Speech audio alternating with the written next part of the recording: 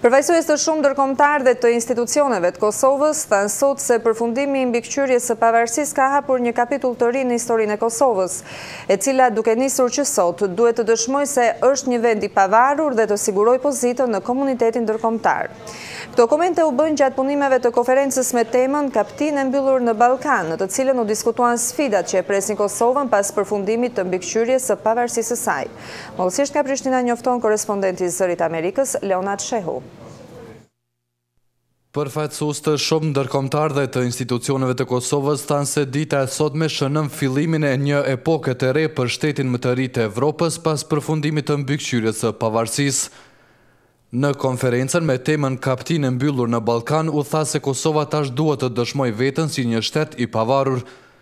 Autori i planit në bazë të cilit u shpall pavarësia e Kosovës, Marti Ahtisaari, tha se ky është kapitulli në të cilin Kosova e luan rolin e vet konstruktiv në rajon në lidhje të mira me Bashkimin Evropian. Ai bëri thirrje këtij të fundit që të respektojë realitetin e pandryshueshëm të pozicionit të Kosovës.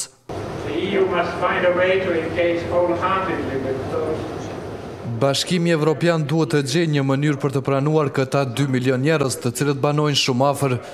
Disa mendojnë se kjo është një problem për Bashkimin Evropian, por unë konsideroj se këtë duhet ta shohim më shumë si një mundësi, tha zoti Ahtisaari. Konferencës nëpërmjet një porosie ju drejtua dhe ish presidenti amerikan Bill Clinton, i cili shfaqi shpresën se para Kosovës ndodhen ditët më të shkëlqyera. The end of supervised independence was a key step and a tremendous opportunity to define your role. Përfundimi i mbikëqyrjes së pavarësisë është një hap thelbësor dhe një mundësi e jashtëzakonshme për të gjetur rolin tuaj në rajon, në Evropë dhe në botë, tha presidenti Clinton, duke nënvizuar siç tha mirënjohjen për rolin që ka luajtur në përfundimin e konfliktit në Kosovë dhe që ajo të ndodhet sot aty ku është. Udhëhecit më të lartë të Kosovës, presidentja Atifete Jahjaga dhe kryeministri Hashim Thaçi thanë se nga sot vendi po hap një faqe të re të historisë së tij. Kosova është një dhe e pandashme. Kosova është vend i mundësive të barabarta për të gjithë. Kosova është ardhej i të gjithëve. Një vend me institucione të një shteti modern, gjithëpërfshirës dhe demokratik.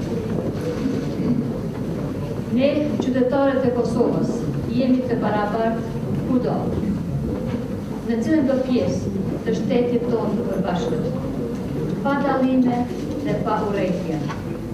Diversitetin etnik, fetar, kulturor e kemi vlerë në vendin tonë. Është dita e parë e fillimit historik për ne. Nga sot në tutje, sfidat e shumta e të reja të qëndrojnë para shtetit të ri të Kosovës. Mirë po, janë këto sfidat e zakonshme të shteteve të pavarura dhe shoqërive të përgjithshme. Janë sfidat e kuptueshme, të pranueshme dhe të tejkalueshme. Kryeministri Thaçi tha se Kosova nga sot është e barabartë me të gjithë dhe si e tillë duhet të vazhdojë procese të rëndësishme për normalizimin e jetës në Ballkan. Ai tha se fundi i mbikëqyrjes së pavarësisë nuk ndryshon të vërtetën e madhe se të gjithë jetojnë në një botë të ndërvarur dhe se kufijt bëhen të brisht dhe popujt brenda tyre të lëndueshëm sa herë përballen me fatkeqësi.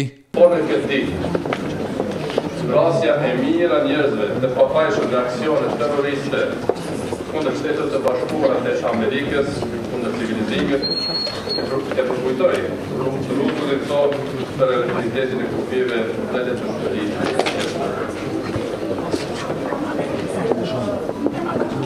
Ndoshta, kur më shumë se pas ulëve të 11 shtatorit, nuk e kuptuam qartësisht se në një botë e përbashkët edhe rreziqet janë të përbashkëta. Kosova edhe sot në forma të ndryshme përkujton sulmet e 11 shtatorit të vitit 2001 duke u solidarizuar me Shtetet e Bashkuara, roli i të cilave edhe sot u vlerësua i pazavendësueshëm për proceset politike në Kosovë.